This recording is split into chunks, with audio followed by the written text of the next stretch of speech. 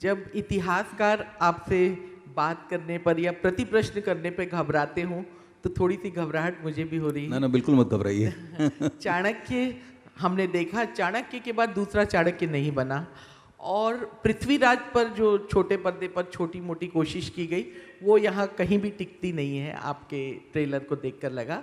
लेकिन मुझे एक सवाल करना है कि जब जोधा अकबर आई थी तो आशुतोष गोवारिकर घबरा गए थे, यहाँ तक कि भंसाली को पद्मावत के वक्त नाम भी चेंज करना पड़ा। आप लोगों की सेट को तोड़ने की कोशिश की गई, आप लोग नहीं घबराए। उसके बाद फिर नाम बदलने की बारी आई, तब भी आप लोग नहीं घबराए। हालांकि अब तो उस पर जो दिल्ली हाई कोर्ट है उसने मुहर भी लगा दी है, लेकिन उसके पहले भी डटे रहने का और जो दूसरे तत्व हैं जो इसे बार बार कुरेद रहे थे हमें फिल्म दिखाइए, उस पर डटे रहने का जो जज्बा है वो कैसा रहा और कितना डिमोरलाइज किया आपको इसने? मैं उत्तर दूं या अक्षय से पूछ रहे हैं आप किससे? जी, मैं आपसे भी पूछ रही हूँ। एक तो मेरा ये व्यक्तिगत मानना है कि हर व्यक्ति, हर संस्था, हर संगठन और देश के हर नागरिक को अपने संवैधानिक अधिकारों का उपयोग करने का, जिसको हम कहते हैं आज़ादी है। कोई भी व्यक्ति किसी भी फिल्म का संविधान के दायरे में रहकर विरोध कर सकता है। इसलिए मैं ये मानता हूँ कि आपको भी ये अधिकार है कि यदि मैं कुछ गलत करूँ तो उस पर प्रश्न करें, लेकिन संविधान के दायरे में रहकर, हिंसा न करें। दूसरी बात जिनकी आप बात कर रहे हैं वे एक सामाजिक संगठन हैं और वे कोशिश कर रहे हैं कि भारत के इतिहास के साथ छेड़छाड़ न हो। आप उसे ये ना समझें कि मैं उसे कोई स्वीकृति दे रहा हूँ। मेरा ये मानना है कि समाज में आप हर दिन देखते हैं, चाहे ट्विटर हो, टेलीविज़न हो, हर विषय को लेकर विवाद होता है। हम लोगों की जो मंशा थी कि हम पृथ्वीराज की स्मृति को हमारी श्रद्धांजलि दे रहे हैं। भारत के एक महान सपूत की कहानी जो पिछले कुछ वर्षों में नहीं बनी है, आपको जानकर शायद आश्चर्य नहीं होना चाहिए कि स्वर्गीय एम.जी. रामचंद्रन ने भी पृथ्वीराज की भूमिका निभाई है, तमिल में भी बनी। एक ऐसा चरित्र जो राष्ट्रीय चरित्र है, जिसको कश्मीर से लेकर कन्याकुमारी तक लोगों ने भारत के महान योद्धा के तौर पर स्वीकार किया। और योद्धा तो उनका एक गुण था, दूसरे गुण भी आप फिल्म में देखेंगे। ऐसे व्यक्ति पर कोई एक निर्माता, कोई एक प्रसिद्ध अभिनेता क्यों ऐसा कोई काम करेगा जिससे समाज में उसका विरोध हो? दूसरा, जो टाइटल को लेकर, शीर्षक को लेकर मतभेद था, विवाद भी मैं नहीं कहता हूँ, मतभेद था कि उन्हें किस नाम से संबोधित किया जाना चाहिए। तो श्री आदित्य ने भी मुझे पूछा कि इसमें किसी परिवर्तन की गुंजाइश है, तो मैंने कहा कि भारत की लेखन परंपरा में सम्राट पृथ्वीराज चौहान पर जो पहली कृति हम मानते हैं, महाकाव्य पृथ्वीराज रासो, उसमें भी सम्राट नहीं लिखा है। दूसरी जो कृति है पृथ्वीराज विजयम, जयनक, जैसे चंदबरदाई उनके कोर्ट पोएट हैं, उसी तरह से जयनक भी उनके कोर्ट पोएट हैं जो कश्मीर से थे। उन्होंने भी पृथ्वीराज विजयम नामक काव्य लिखा। उसके बाद हाल में 2015 में भी संस्कृत साहित्य में पृथ्वीराज चरित्र, कहीं सम्राट इसका उल्लेख नहीं है। मैं इससे ये नहीं मानता हूँ कि इसमें जोड़ा जा सकता है, लेकिन आपको जानकर फिर आश्चर्य नहीं होना चाहिए कि हम जब दिल्ली जाते हैं तो एक सड़क का नाम भी है पृथ्वीराज रोड।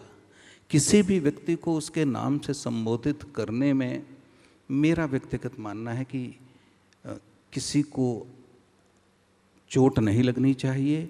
मैं राम को राम भद्र भी बुलाता हूँ, श्री राम भी बुलाता हूँ, राम भी बुलाता हूँ। तो गुजराती में एक कहावत है, हरि तारा नाम 6000, कोणा नामे लखवी कंकोत्री। मतलब हरि तुम्हारे नाम है 1000, किस नाम से? तो पृथ्वी तुम्हारे नाम कई है। पृथ्वीराज आपने सुना होगा, रासों में पृथ्वीराज को पृथ्वीराज भी कहा गया है। तो एक ऐसे पराक्रमी को आप जिस नाम से पुकारें, स्नेह से पुकारें, मुझे लगता है समाज को उसे स्वीकार करना चाहिए। और हमारे ये भाई जिनके मन में अभी किसी प्रकार की शंकाएं, मैं विरोध भी शब्द नहीं कहता हूँ, उनके मन में शंकाएं हैं, जब वे फिल्म देखेंगे मुझे लगता है उन्हें संतोष होगा और वे हमारे काम में सहायक होंगे। एक लास्ट क्वेश्चन लेते हैं। अक्षय जी, एक लास्ट क्वेश्चन। हाँ जी सर। कौन बोल रहे हैं? ये आपके ठीक सामने। हाँ, नाम। अरुण कुमार। हाँ जी। अक्षय जी, फिल्म पृथ्वीराज शूट करते वक्त आपको कभी ऐसा लगा 42 डेज में कि इनकी ये क्वालिटी मुझसे मिलती जुलती है? आपको कभी ऐसा लगा पृथ्वीराज चौहान की फिल्म देखिए, शूट करते वक्त? इसके बारे में भी मैं डॉक्टर साहब से कहूँगा। डॉक्टर साहब ने कहानी लिखी है। डॉक्टर साहब, आप मुझे 3-4 साल से अब तो जानते हो, तो आपको लगता है कुछ क्या समानता समानता है? मैं ये अभिनेता वो होता है जो पर काया प्रवेश, दूसरे की काया में प्रवेश कर जाता है। और अक्षय को मैं कई बार कहता हूँ, अक्षय बालक है, मन से बच्चा है। उसने इतने सवाल मुझसे किए कि बाद में मुझे उनके सवालों से बचने के लिए षड्यंत्र करने पड़े थे। लेकिन अब मैं आता हूँ आपके सवाल पर कि उनमें कौन सी समानताएं हैं। समानताओं का प्रश्न छोड़ दीजिए, उत्तर ये है कि समर्पण है कि नहीं है। पृथ्वीराज के प्रति उनका समर्पण 100% था। वो ये जानते थे कि उनके कंधों पर एक बहुत बड़ी जिम्मेदारी श्री आदित्य चोपड़ा ने दी है कि उन्हें एक ऐसे महान वीर योद्धा की भूमिका करनी है जो भारत की स्मृतियों में जीवित है, हर भारतीय के मन में जिसके लिए सम्मान है। इसलिए मुझसे कोई चूक न हो। आपको जानकर हैरानी होगी कि उनके लिए हमने एक विशेष म्यूज़िक रिकॉर्ड किया था कि जब भी वो अपनी वैनिटी से सेट तक आते थे तब तक हम लोग वो स्वर, वो संगीत बजाते थे, ताकि वो तब तक आते आते अपने सारे इस संसार को छोड़ दें और पृथ्वीराज के संसार में आ जाएं। और मैं ये इसलिए अनुचित कहता हूँ, पृथ्वीराज जैसा दूसरा व्यक्ति इतिहास में नहीं हुआ, तो वैसे ही 100 साल बाद जब हमारे आप जैसे पत्रकार बैठेंगे तो वो यही कहेंगे कि अक्षय जैसा दूसरा पिछले 100 साल में नहीं हुआ। लास्ट क्वेश्चन, एक क्वेश्चन। अक्षय जी, अरुण, एक क्वेश्चन लास्ट। हाँ, आखिरी। हाँ। अक्षय जी, आपने बताया कि स्कूल के सारे बच्चों को ये फिल्म देखनी चाहिए। आपके ठीक सामने मैं चाहता हूँ कि सारी दुनिया ये फिल्म देखे, लेकिन जो आपके सबसे करीबी दोस्त हैं हमारे कंट्री के प्राइम मिनिस्टर जी, उनको दिखाना चाहेंगे आप ये फिल्म थिएटर में रिलीज होने से पहले? जी, मैं क्या दिखाना चाहूँगा? अगर उनको देखना होगा वो अपने आप ही देख लेंगे। मैं कौन होता हूँ दिखाने वाला? थैंक यू गाइस, बहुत बहुत शुक्रिया। लास्ट क्वेश्चन था। हाँ जी, पूछ लीजिए, ऐसे ही पूछ लीजिए। चलिए, हाँ जी, पूछ लीजिए, आवाज़ आ रही है आप तक। जी, अरे सिराज साहब, आपने दाढ़ी रख ली है, मुझे माफ़ करिएगा। हाँ,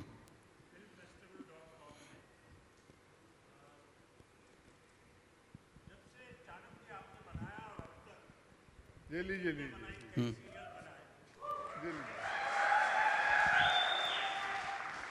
बहुत बहुत शुक्रिया अक्षय भाई, रियली अप्रिशिएटेड। डॉक्टर साहब, चाणक्य से लेके अब तक आपने बहुत सारी फिल्में बनाई, बहुत सारे सीरियल बनाए, लेकिन ज़्यादातर आप एक नई टीम के साथ में काम करते हैं। किया। तो इसके दो पहलू होते हैं। इसके फ़ायदे भी बहुत सारे हो सकते हैं, शायद इसमें कठिनाइयाँ भी आपको सारी पेश आ सकती हैं। ये कोई सोची समझी आपकी पहल है या ऐसे इत्तेफाक होते रहे हैं? क्या कारण है? नहीं, मैं मानता हूँ ये सोची समझी रणनीति है। मेरा ये मानना है कि जितनी बार आप नए लोगों के साथ और युवा लोगों के साथ काम करते हैं, आपके काम में एक नई प्रकार की ऊर्जा और एक नई प्रकार की सोच आती है।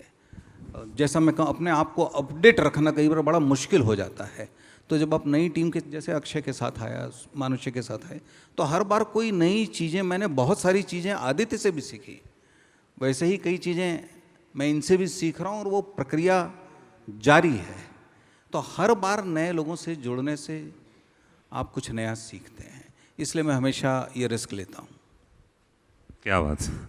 Thank you guys, thank you. And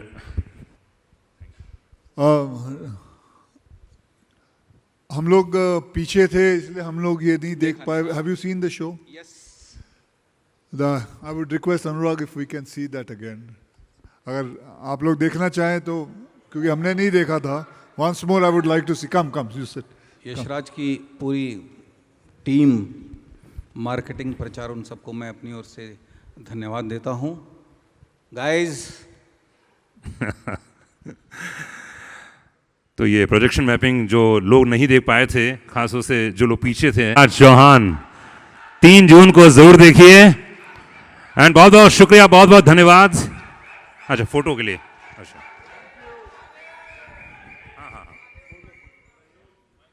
एक सूचना, इसमें जो आपने पिंगल भाषा में सुना है वो चंद बरदाई की मूल रचना है. क्या दैट इज बात. द ओरिजिनल पोएट्री ऑफ महाकवि चंद बरदाई.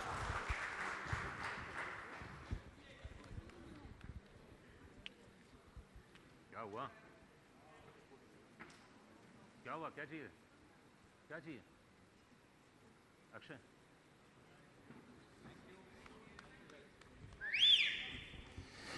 Thank you guys.